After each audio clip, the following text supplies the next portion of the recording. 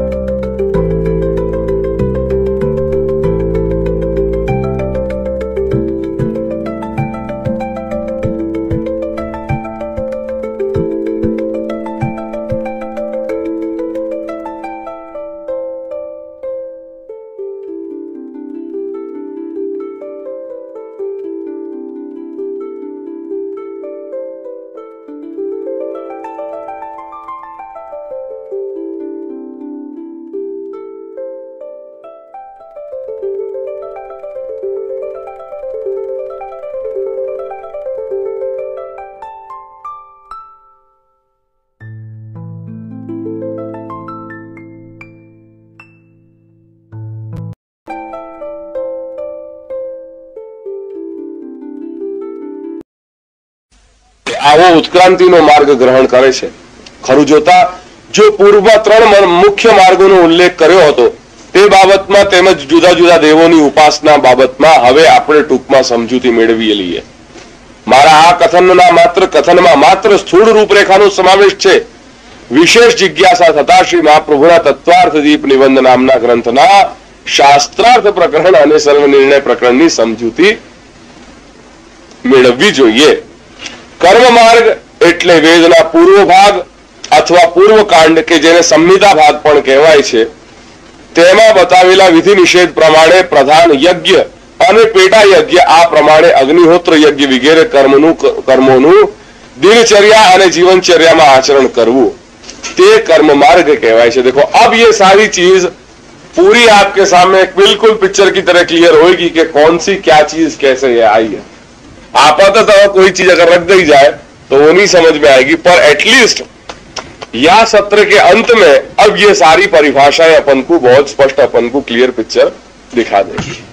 और यहां में याद करो ये जब चर्चा के प्रास्ताविक में जब जिज्ञासु दास क्या कह रहे हैं, कोई एवी अभिलाषा है कि हूँ વધુ ને વધુ જ્ઞાન મેળવું જેથી જે કાંઈ જાણવું જેવું હોય તે જાણી શકું। અત્યારે મને લાગે છે કે ધર્મની બાબતમાં મને કશાની ખબર નથી। આપે મારાથી વધારે વાંચ્યું છે તેમજ વિચાર્યું છે તેથી એ બાબતનો આપને અસંતોષ ન હોઈ શકે, પણ ઉલટું જ્ઞાતા તરીકે કાંઈક આનંદ હોવો જોઈએ। બીજી રીતે હું તો એમ કહી શકું કે આપે તે સંબંધમાં જેવો આનંદ પ્રાપ્ત કર્યો છે તેવો આનંદ પ્રાપ્ત કરવાનો પણ મારો હેતુ હોવો જોઈએ। जब ये सब अपन जानने लग जाएंगे तो नेचुरली इन सब चीजों में अपन को एक आनंद आने लग जाएगा। ते कर्म मार्ग कहवाय छे। कर्म मुख्यत्वे 3 प्रकारना बताववामां आवेला छे, नित्य, नैमित्तिक अने काम्य। पोतानी वर्णाश्रम व्यवस्था अनुसार प्रतिदिन अनिवार्य रीते सूचवेला कर्म नित्य कर्म कहवाय छे, जेवा के अग्निहोत्र आदि। जीवन यात्रा दरमियान आवता विविध प्रसंगोने लईने ते प्रसंगना हेतुथी बतावेला कर्मोने नैमित्तिक कर्मो, कोई निमित्त थी, कोई हेतु थी, कोई प्रयोजन थी। जेम के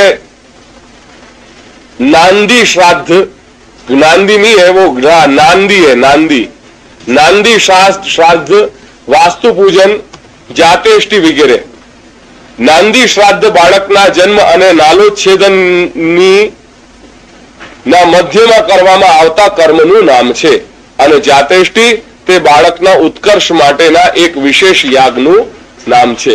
तमने ख्याल आवशे के आ बंने कर्मो जे ते प्रसंग निमित्ते थता होय તેને નૈમિત્તિક કર્મો કહેવાય છે. જે તે કામનાઓથી વૈદિક વિધાન પ્રમાણે કરવામાં આવતા કર્મો કામ્ય કર્મો કહેવાય છે, જેમ કે પશુ પ્રાપ્તિ, ધન પ્રાપ્તિ, પુત્ર પ્રાપ્તિ વગેરે વગેરે. કોઈ કામના શું કરને મેં આ રહેવો. આ પ્રમાણે બતાવેલી કર્મ વ્યવસ્થામાં વેદ વિહિત સંપૂર્ણ યોગ પદ્ધતિનો જે લોકો પૂર્ણ નિષ્કામપણાથી અને સાક્ષાત ભગવદરૂપથી આચરણમાં લાવે છે તેઓને વિહિત યજ્ઞ કર્મની પૂર્ણતા પર યજ્ઞ કુંડમાંથી ભગવાન વિષ્ણુનો સાક્ષાત્કાર થાય છે. યજ્ઞો વૈ વિષ્ણુ યો વાત भी मैंने बताई है. અને તે સાક્ષાત્કારથી થતું આત્મ સુખ રૂપી સ્વર્ગનું ફળ છે. કારણ કે નિષ્કામ કર્મ માર્ગમાં સ્વર્ગ પ્રાપ્તિનો મતલબ આત્મ સુખ થાય છે અને સકામ કર્મ માર્ગને લોકાત્મક સ્વર્ગનું ફળ મળે છે. પરંતુ ભાઈ એટલો ખ્યાલ રાખજો કે આ સંપૂર્ણ કર્મ માર્ગની સિદ્ધિનો આધાર વેદમાં બતાવેલા 6 સાધનોની શુદ્ધિ પર ટકી રહ્યો છે. આ 6 સાધનમાંથી એક પણ સાધનની અશુદ્ધિ થતા કર્મ માર્ગની સિદ્ધિ થતી નથી. એ 6 સાધનો કયા છે? દેશ કાળ દ્રવ્ય કરતા કર્મ મંત્ર. જે રીતે કર્મ અને કર્મ માર્ગનું સ્વરૂપ વેદના પૂર્વ ભાગ એટલે કે સંહિતા સ્વરૂપથી જાણવામાં આવે છે તેમજ તેનો સાંગોપાંગ બોધ પણ ત્યાંથી જ થાય છે. તેવી રીતે જ્ઞાન અને જ્ઞાન માર્ગ તેના સાંગોપાંગ રૂપથી વેદના ઉત્તર ભાગ અથવા જ્ઞાનકાંડથી જાણવા મળે છે. જેમ મેં તમને કર્મ માર્ગની એક સ્થૂળ રૂપરેખા જણાવી તે જ રીતે જ્ઞાન માર્ગનો પણ માત્ર દિશાબોધ આપી રહ્યો છું. વેદના ઉત્તરકાંડથી અર્થાત ઉપનિષદો વડે તેમજ શ્રીમદ ભગવદ ગીતા, બ્રહ્મસૂત્ર અને શ્રીમદ ભાગવત મહાપુરાણથી તેના સ્વરૂપ સાધન વ્યવસ્થાને જાણી બ્રહ્મ અને જીવાત્માની એક રૂપતાનું શ્રવણ કરી ઉપાસના પદ્ધતિ કઈ પદ્ધતિથી?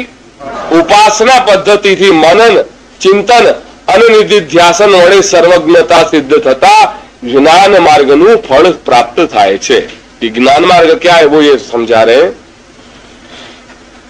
જ્ઞાન માર્ગ વડે પ્રાપ્ત થતા આ મોક્ષનું શાસ્ત્રોમાં ખૂબ વિશદ રીતે વર્ણન કરવામાં આવ્યું છે, જેનું હું પ્રસંગ અને અવકાશનો અવસર ન હોવાથી વિસ્તૃત ચર્ચા કરી શકતો નથી.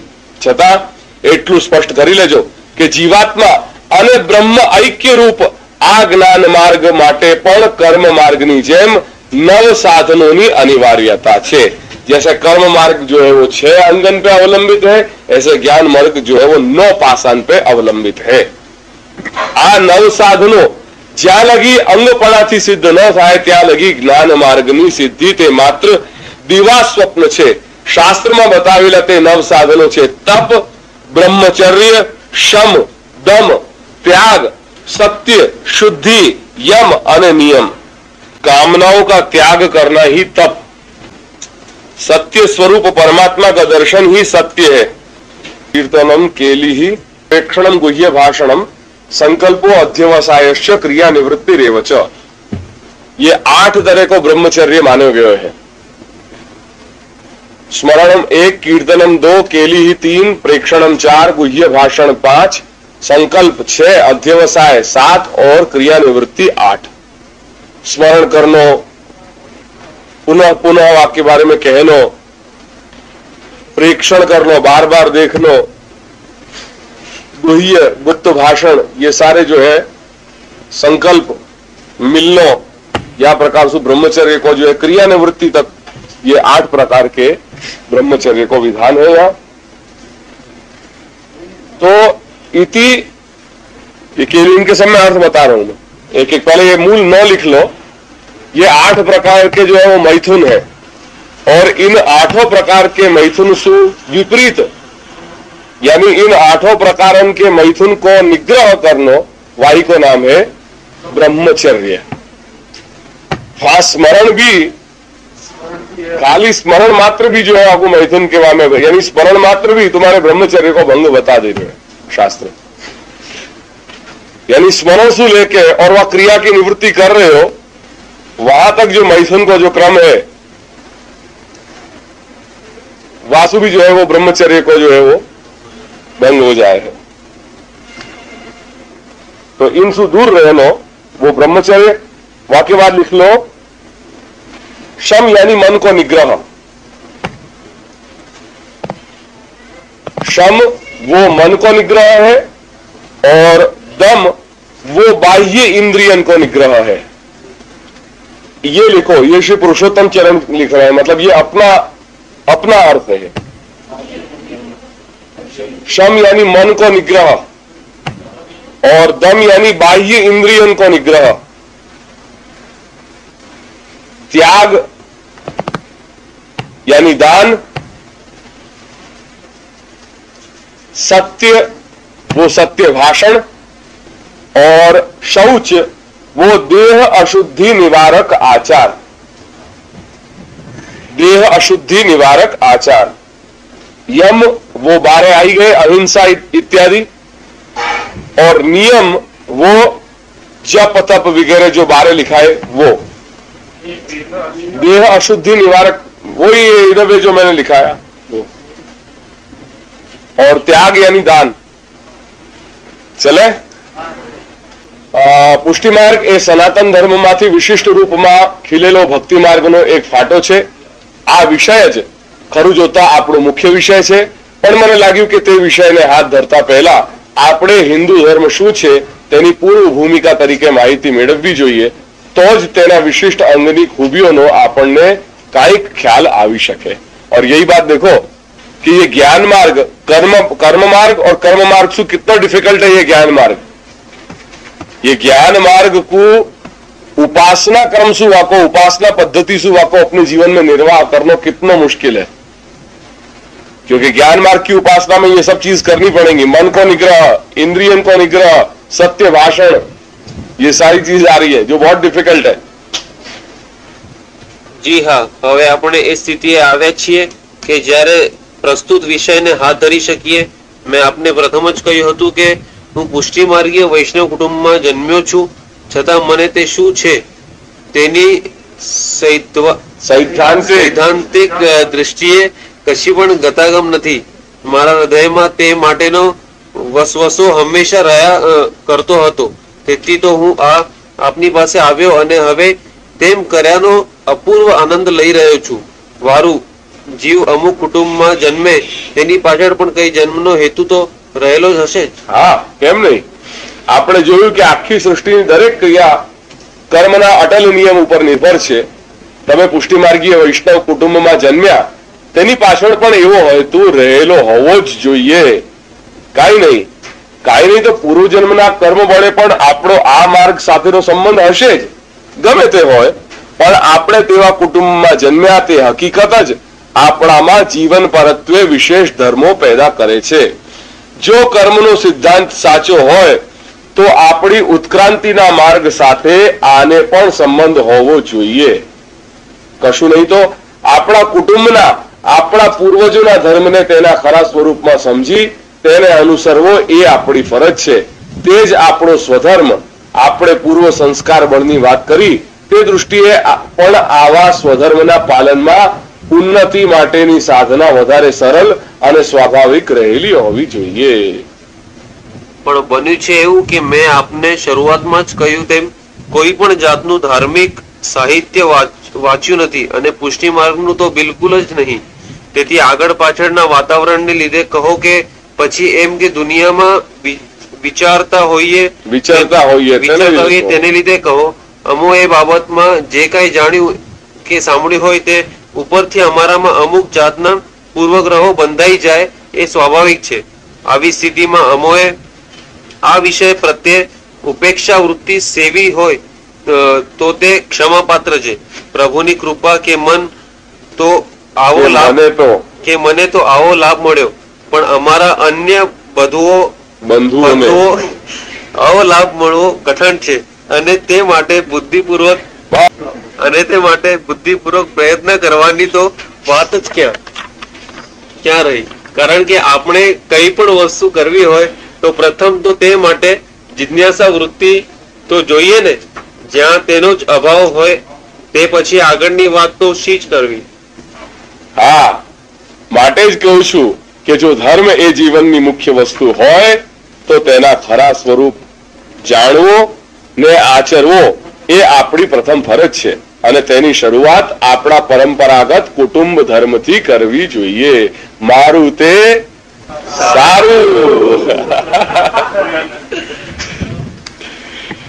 આપ કહો છો તેમ હોવું જોઈએ એ તો હું એ સ્વીકારું છું, પરંતુ પુષ્ટિ માર્ગ વિશે કેળવાયેલા વર્ગમાં એવા તો કેટલાક ખોટા ખરા ખ્યાલ પ્રચલિત છે કે ખાસ કરીને અમારા જેવા શિક્ષિત વર્ગને તો અમે વૈષ્ણવો છીએ એમ કહેતા પણ શરમ આવે છે.